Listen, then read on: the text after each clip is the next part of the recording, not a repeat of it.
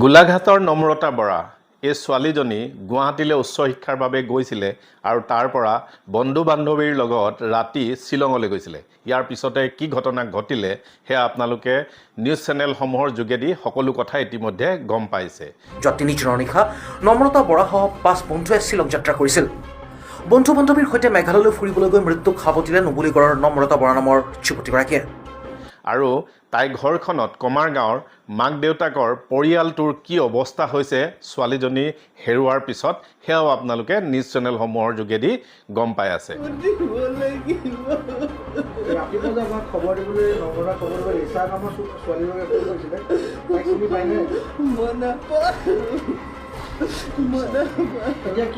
সঁচাকৈ বৰ দুখ লগা কথা আৰু বৰ্তমান আইনৰ গণ্ডিত আছে, এইখিনি তদন্তত সকলো ওলাই পৰিব ইয়াৰ ঘটনাৰ মূল কাৰণ। এতিয়াও বহুতো ল'ৰা ছোৱালী উচ্চ শিক্ষাৰ বাবে অসমৰ গ্ৰামাঞ্চলৰ পৰা গৈ গুৱাহাটী নিচিনা চহৰত বা ডিব্ৰুগড় নিচিনা চহৰত বা অসমৰ বাহিৰত গৈ পেলাই এতিয়াও পঢ়া শুনা কৰি আছে।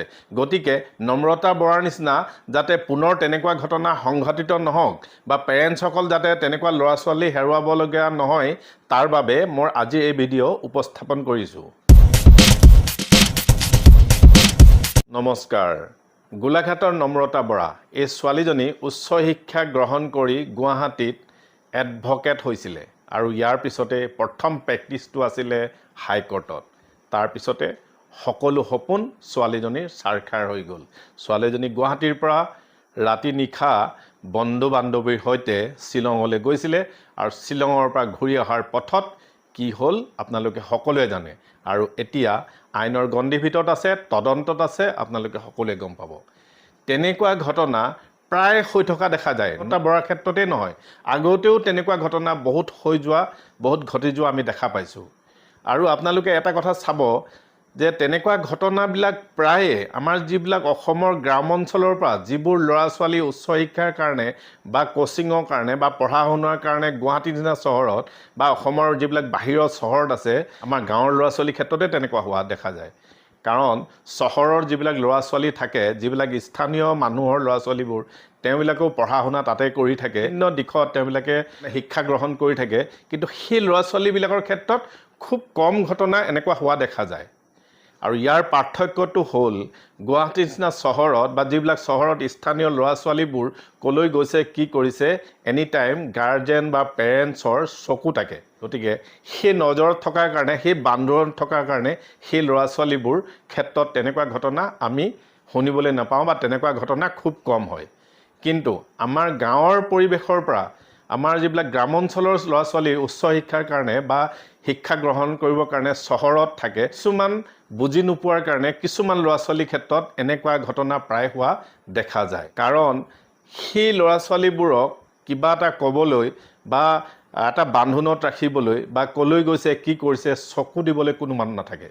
আৰু মাক বাপেকে এটা কথা ভাবি লয়, যিবিলাক আমাৰ গাঁৱৰ পৰিৱেশত যিবিলাক গাৰ্জেন আছে, যিবিলাক পেৰেণ্টছ আছে, তেওঁবিলাকে ভাবি লয় যে হাই ছেকেণ্ডেৰী কৰাৰ পিছত ল'ৰা ছোৱালী ভাল বেয়া বুজি পোৱা হৈছে, গতিকে এটা ফ্ৰীডম, এটা নিজ স্বাধীনভাৱে পঢ়া শুনা কৰিবলৈ এটা সুবিধা দিয়ে ল'ৰা ছোৱালীক।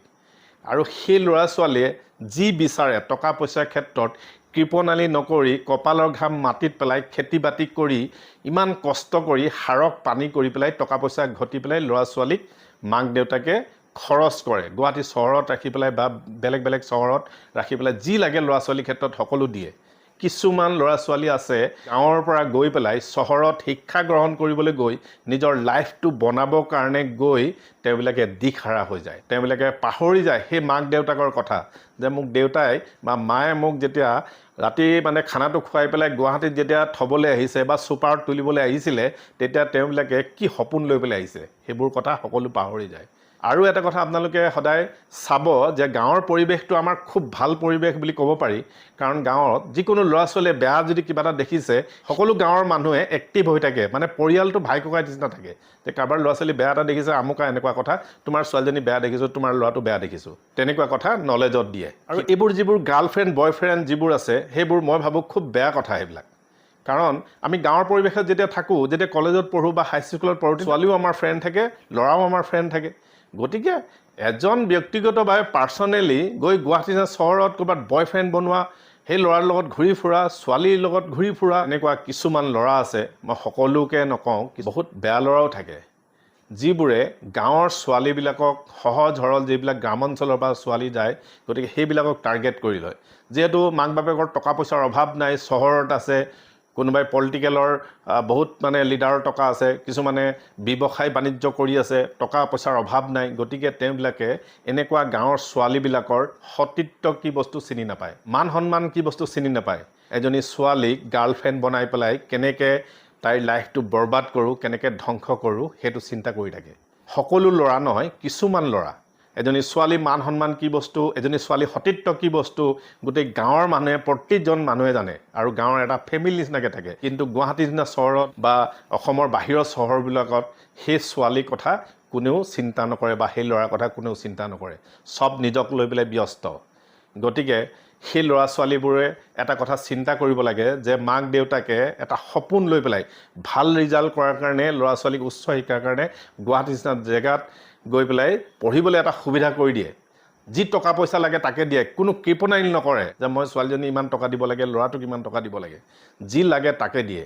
আৰু সেই ল'ৰা ছোৱালী সেই মাক বাপেকৰ সপোন একেবাৰে পাহৰি যায়। এটলিষ্ট দিনটোৰ ভিতৰত এবাৰ যদি মাক দেউতাকক ফোন এটা কৰে, তেতিয়াও তেওঁবিলাকে কিছুমান কথা মানে অনুতাপ হ'ব যে মোৰ মা দেউতাই মোক কি কৈ পঠিয়াইছে বা মোৰ এইম কি আছিলে, মই মা দেউতাক কি কথা দি থৈ আহিছিলোঁ। গতিকে সেইবোৰ কথা মনত থাকিব। হয়তো কিছুমান মাক দেউতাকে ব্যস্ত থাকে, ছোৱালীজনীলৈ ফোন কৰিবলৈ সময় নাপাব পাৰে, ল'ৰাটোলৈ ফোন কৰিবলৈ সময় নাপাব পাৰে, কাৰণ কোনোবাই খেতি কৰি আছে, কোনোবাই এতিয়া বড়ো ধান কাটি আছে, বৰষুণ আহি আছে, ধান চপাব লাগে, কোনোবাই হাল বাই আছে, কোনোবাই পাত ছিঙি আছে, দিনটো ভাগৰে যুগৰে সেই ল'ৰা ছোৱালীক খবৰ ল'ব নোৱাৰিব পাৰে। কিন্তু গুৱাহাটীত যিবিলাক উচ্চ শিক্ষা গ্ৰহণ কৰি আছে যিবোৰ ল'ৰা ছোৱালী, তেওঁবিলাকৰ দায়িত্ব কৰ্তব্য আছে নিজৰ মাক দেউতাকে যদি ফোন নকৰে তেওঁবিলাকে ফোন কৰি পেলাই খবৰ লোৱাটো। আৰু বিশেষকৈ ছোৱালীৰ ক্ষেত্ৰত মই ক'বলৈ বিচাৰোঁ, ছোৱালী আমাৰ থাকিলে আমি খুব ভাল বুলি ভাবোঁ, কাৰণ ছোৱালীয়ে ৰেছপনচিবিলিটি কি বস্তু বুজি পায়, ঘৰৰ এটা মান সন্মান কি বস্তু বুজি পায়, ছোৱালীয়ে সকলো দায়িত্ব পালন কৰিব পাৰে। ল'ৰাতকৈ বেছি ছোৱালী কনচিয়াছ হয় এইবিলাকৰ ক্ষেত্ৰত। আৰু তেনেকুৱা ছোৱালীবোৰ যদি গুৱাহাটীৰ নিচিনা চহৰত গৈ পেলাই নিজকে ক'ব নোৱাৰে তেওঁবিলাকে, বা মাক দেউতাকৰ কথা এবাৰো যদি মনত নেপেলায়, উচ্চ শিক্ষা গ্ৰহণ কৰিবলৈ গৈ মাক দেউতাকৰ ধুমুহা নিচিনা দুখৰ বেদনা আহি যায়। গতিকে সেই ল'ৰা ছোৱালীক হেৰুৱাবলগীয়া হয়, তাতকৈ দুখৰ কথা একো নাই। গতিকে যিবোৰ ল'ৰা ছোৱালী বাহিৰত আছে, খুব ভাল আমি নলেজ থকা বুলিয়ে ভাবোঁ, আমি সন্মান কৰোঁ তেওঁবিলাকক।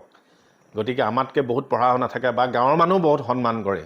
গতিকে সেইবোৰ ল'ৰা ছোৱালী অন্ততঃ গাঁওখনৰ কথা মনত পেলাব লাগে, গাঁৱৰ ঘৰৰ কথা মনত পেলাব লাগে যে আমি এটা টাইম আহিছোঁ গুৱাহাটীত পঢ়া শুনা কৰি, আমি এটা টাইম নিজৰ লাইফ বনাই পেলাই ইয়াৰ পৰা গুচি যাম বা বেলেগ চহৰৰ পৰা আমি গাঁৱলৈ গুচি যাম, আমি ভাল চাকৰি এটা কৰিম, গাঁওখনৰ কাৰণে ভাল পাৰফৰ্মেঞ্চ কিবা এটা কৰিম, গাঁওখনৰ ডেভেলপমেণ্টৰ কথা চিন্তা কৰিম, তেনেকুৱা কথা। গতিকে নিজৰ লাইফটো, ছোৱালীসকলৰ কথা কৈছোঁ, এবাৰ সতীত্ব যদি আপোনাৰ কিবা এটা ধ্বংস হৈছে তেতিয়া আৰু নেক্সট সেই সতীত্ব ঘূৰাই নাপায়। সকলো ল'ৰা নহয়, কিছুমান ল'ৰা নেগেটিভ কথা চিন্তা কৰে, গাঁৱৰ ল'ৰা ছোৱালীবিলাকক টাৰ্গেট কৰে। গতিকে সেইবিলাকৰ পৰা যাতে আমাৰ গাঁৱৰ ল'ৰা ছোৱালীবোৰ অলপ বাচি থাকে, নিজে অকণমান সেইখিনি ভাবি গুণি চিন্তা কৰি পেলাই যাতে সেই গাৰ্লফ্ৰেণ্ড বয়ফ্ৰেণ্ডৰ পৰা যাতে বাচি থাকে, বা তেনেকুৱা ৰাতি বিয়লি যাতে ওলাই নাযায়, বা এনি টাইম গাৰ্জেনৰ লগত এটা সম্পৰ্ক ৰাখিব লাগে। আৰু আমাৰ যিবিলাক গাৰ্জেনবিলাক আছে, যিবিলাক পেৰেণ্টছসকল আছে, তেওঁবিলাকে এটা কথা ভাবিব লাগে যে মোৰ ল'ৰা ছোৱালী এটা ফ্ৰীডম হ'ল, নিজ স্বাধীনভাৱে পঢ়া শুনা কৰক, তেনেকুৱা কথা নহয়। দিনটোত আপোনালোকৰ দায়িত্ব আছে ছোৱালীজনীক খবৰ ল'বলৈ বা ল'ৰাটোক খবৰ ল'বলৈ, কি কৰিছে, ক'লৈ গৈছে। গতিকে এনি টাইম কথা ৰাখিব লাগে। আৰু কেতিয়াবা মাজে মাজে হাত কাম বাদ দি হ'লেও ল'ৰা ছোৱালীক চাবলৈ যাব লাগে, ঠিক আছে। আমি এইবোৰ ভুল কাম কৰোঁ, আমি ল'ৰা ছোৱালীক খবৰে নলওঁ, কি কৰি আছে, নাই কৰা, ক'লৈ গৈছে। গতিকে পিছত যেতিয়া এনেকুৱা ঘটনাবিলাক সংঘটিত হয় তেতিয়া আমাৰ টোপনি ভাঙে, তেতিয়া আমি সুচত আহোঁ যে আমাৰ কি হ'ল আজি। গতিকে তাৰ আগতে আপোনালোকে সাৱধান হওক। আৰু যিবোৰ ল'ৰা ছোৱালী পঢ়ি আছে, গতিকে তেওঁবিলাকৰ কাৰণে আমাৰ আশীৰ্বাদ আছে যে তোমালোকে ভালকৈ পঢ়ি শুনি উচ্চ শিক্ষা গ্ৰহণ কৰি ভাল এটা পোষ্টত বহিবা, ভাল চাকৰি কৰিবা, ভাল ব্যৱসায় কৰিবা, দেশৰ উন্নতি হ'ব, অসমৰ উন্নতিৰ কথা চিন্তা কৰিব লাগে। গতিকে পঢ়া শুনা কৰিবলৈ গৈ, ইমান ভাল ৰিজাল্ট কৰিবলৈ গৈ গুৱাহাটী চহৰত বা তেনেকুৱা চহৰত গৈ নিজকে ধ্বংস কৰিবলৈ চিন্তা কেতিয়াও নকৰিবা। গতিকে আজিৰ এই ভিডিঅ' মই সেইকাৰণে পেৰেণ্টছক আৰু গাৰ্জেনসকলক যাতে নম্ৰতা নিচিনা তেনেকুৱা ঘটনা সংঘটিত নহওক, যাতে ল'ৰা ছোৱালীয়ে তেনেকৈ আৰু দুৰ্ঘটনা সংঘটিত নহওক, সেইবিলাকৰ কাৰণে এই ভিডিঅ' উপস্থাপন কৰিলোঁ। গতিকে ইয়াত যদি মই কথা কওঁতে মোৰ কিবা ভুল হৈছে আপোনালোকে মোক ক্ষমা কৰিব। গতিকে নেক্সট ভিডিঅ'ত পুনৰ লগ পাম। থেংকছ ফৰ ৱাচিং। ধন্যবাদ।